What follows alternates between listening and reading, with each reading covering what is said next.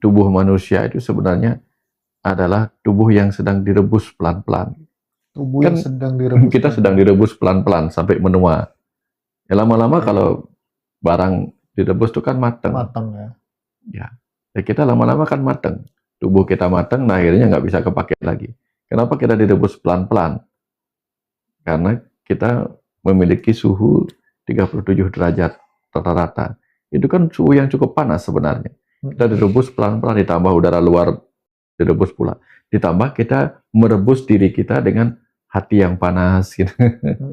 Hati yang panas. Makanya hati yang panas itu kan seperti telur yang direbus gelisah, nggak bisa diam. Pernah nggak ngelihat telur yang direbus, saking panasnya tambah lompat sana, lompat sini, gerak sana, gerak sini telurnya kan. Nah, kita mirip seperti itu. Nggak bisa tidur, gelisah. Gara-gara apa? Kita merebus diri kita dengan perasaan panas hati. Sia-sia berarti Pak. Makanya juga sering disebut ada bara dendam. Nah, bara itu kan ada api. Benar-benar. Api emosi, bara dendam. Sehingga memunculkan panas hati dan itu menyebabkan kita seperti tambah terbakar.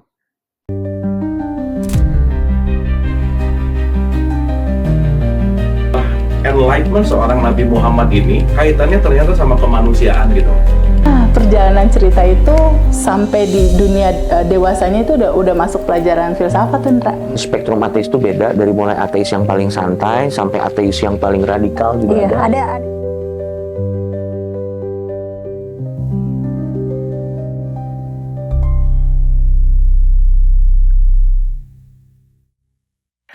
Pak Wayan, di dalam kehidupan ini kan juga setiap orang kan pasti punya problem, pernah gesekan, mungkin sama teman atau yang lainnya. Nah, kemudian kenapa banyak orang merasa sudah memaafkan, Pak Wayan, tapi luka masih terasa setiap kali itu keingat lagi? Masih terasa setiap kali keingat itu? Iya, mungkin sebenarnya dia nggak memaafkan. Itu cuma reaksi ego. Reaksi ego. Kata gini reaksi ego tuh. Fight or flight. Fight or Fight flight. itu melawan. Melawan. Ya, kalau dia lagi nggak senang, marah, dia lawan.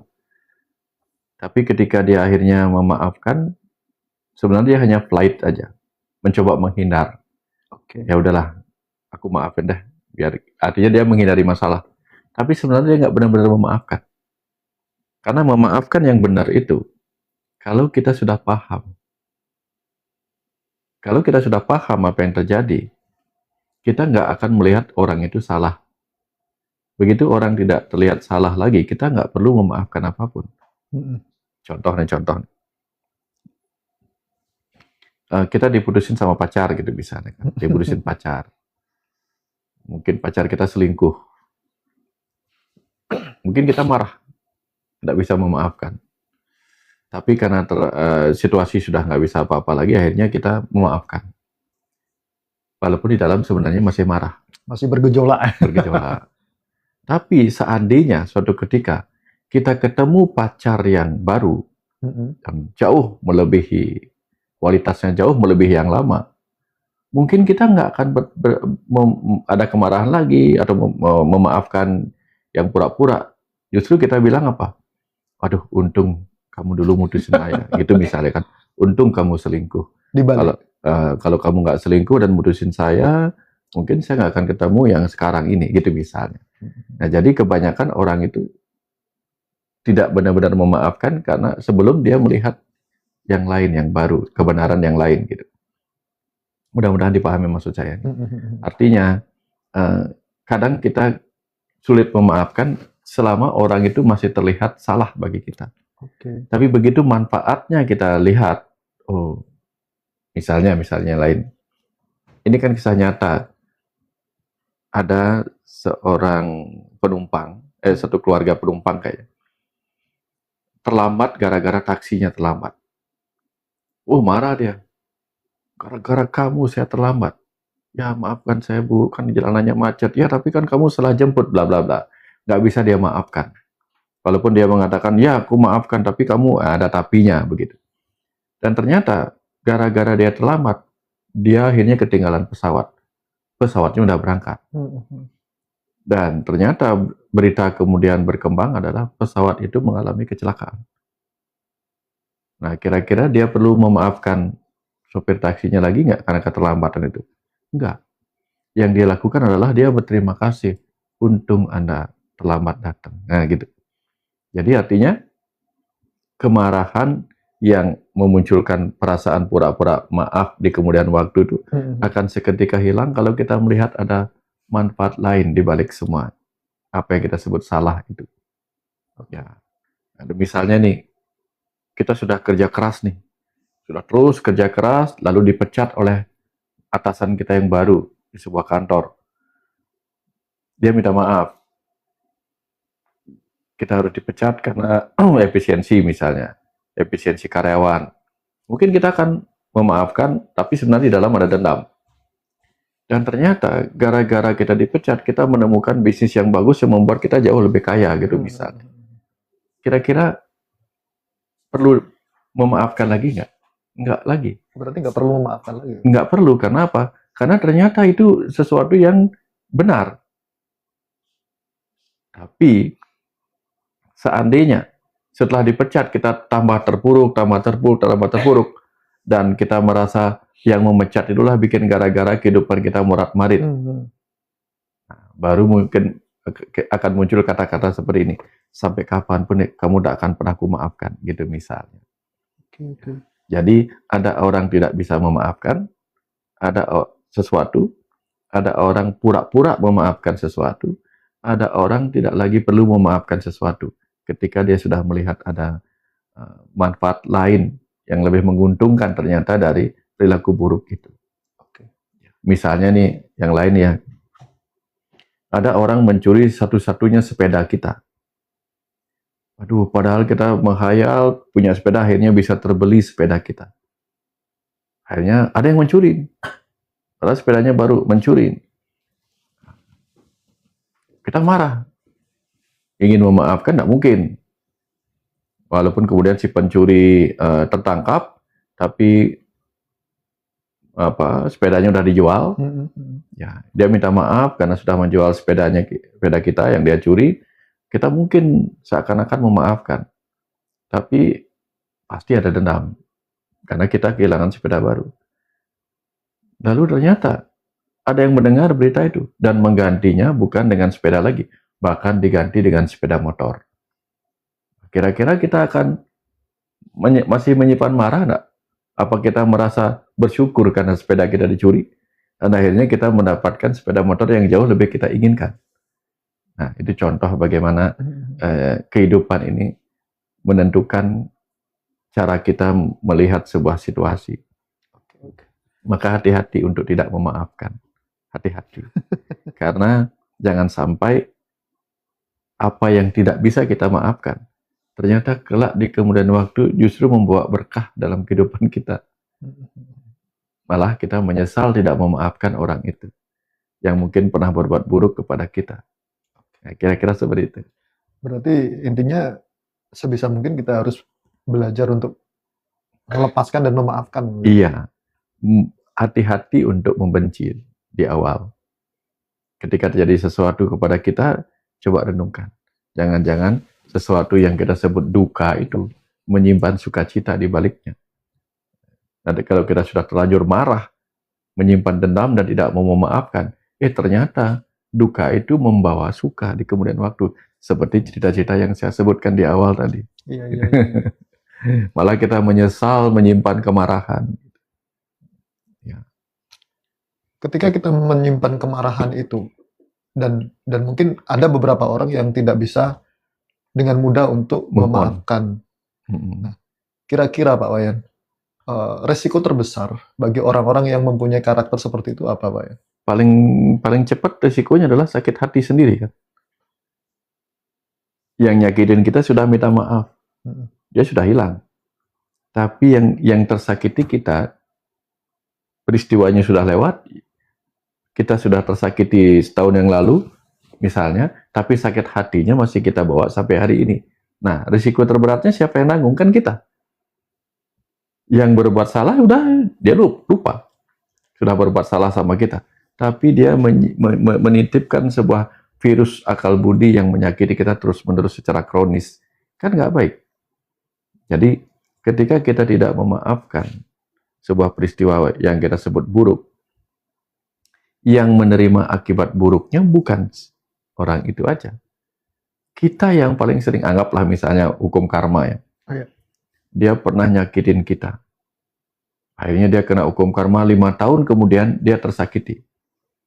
Dengan cara yang sama. Tapi selama 5 tahun itu kita menyimpan sakitnya. Nah itu loh yang jadi Lebih masalah. lama lagi kita menyimpannya gitu.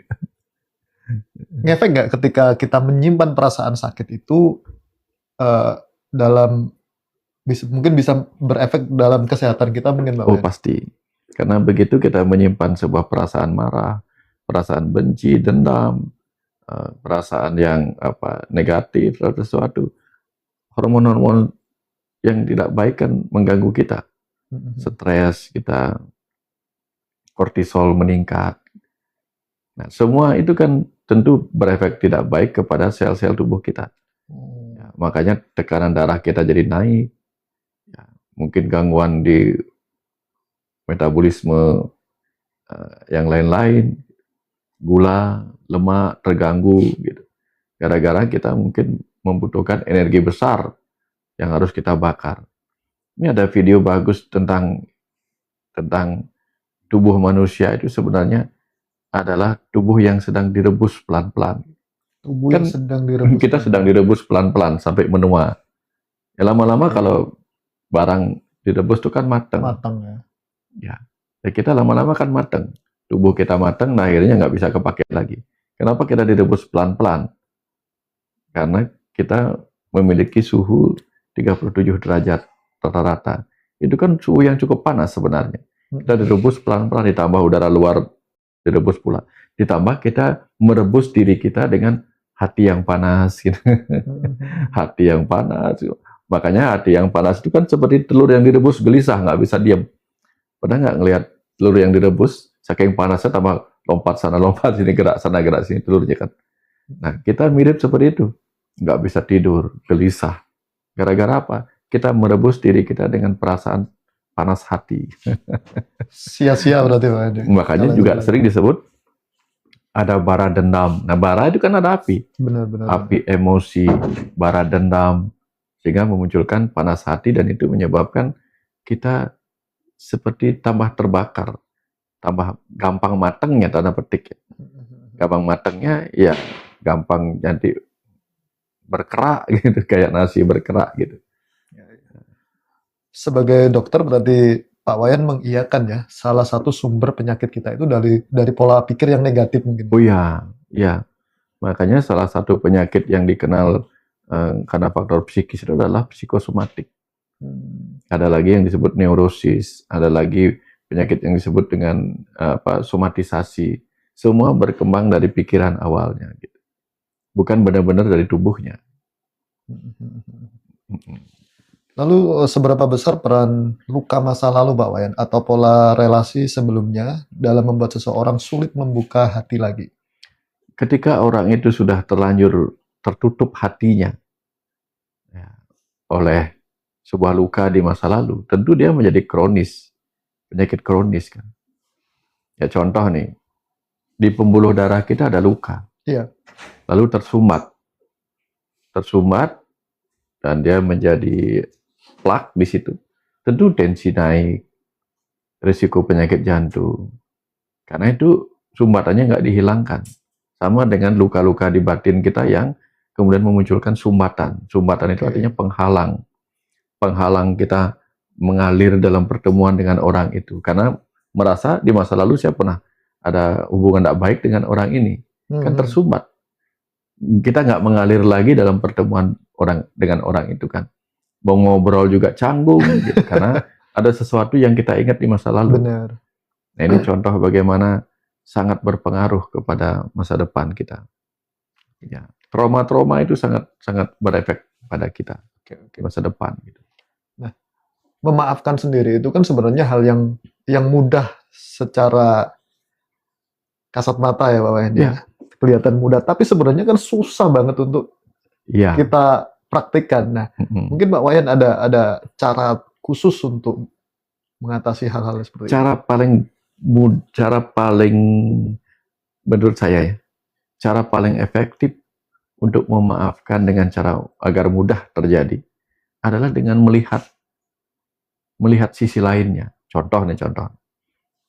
Ketika saya dicaci maki sama orang-orang sekitar saya marah, tapi saya senyum-senyum saja. Sampai orang sekitar saya itu nanya, kenapa Pak Yan dicaci maki senyum-senyum saja? Kok nggak sakit hati?